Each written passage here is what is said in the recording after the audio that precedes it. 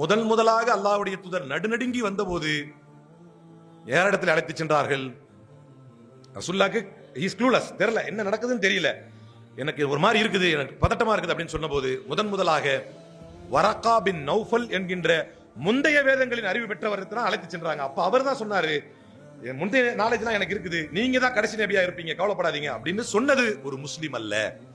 நபிகள் நாயகம் ஸல்லல்லாஹு அலைஹி வஸல்லம் அவர்களுக்கு நீங்க அநேகமா இறைத்தூதரா இருப்பீங்க, கடைசி இறைத்தூதரா இருப்பீங்க, நான் உயிரோட இருந்தா உங்களை நான் ஏத்துக்குவேன் என்று சொன்னவர் ஒரு முஸ்லிம் அல்ல. அப்படின்னா அந்த வாஸ்ட் நாலேஜ், அதிகப்படியான அறிவு நமக்கு இருக்க வேண்டும், பரந்துபட்ட அறிவை நாம் பெற வேண்டும், சமூக வலைதளங்களில் ஆக்டிவாக இருக்க வேண்டும், முஸ்லிம் நண்பர்களை மட்டும் நாம் வைத்திருக்க கூடாது, பெருமளவிலே இந்து கிறிஸ்தவ நண்பர்களை நாம் சேர்த்துக் கொள்ள வேண்டும், சமூக வலைதளங்களில் குறிப்பாக ஆக்டிவாக இருக்க வேண்டும், அரசியல் களங்களிலே நாம் ஆக்டிவாக இருக்க வேண்டும், நம்முடைய மார்க்கத்தை கொள்கையை உறுதியாக பற்றி பிடிக்கும் அதே நேரத்தில் சமத்துவ கொள்கைகளை மக்களிடத்திலே கொண்டு செல்லக்கூடிய இளம் தலைமுறையினர் இந்த மதரசாவில் இருந்து உருவாகி வர வேண்டும்.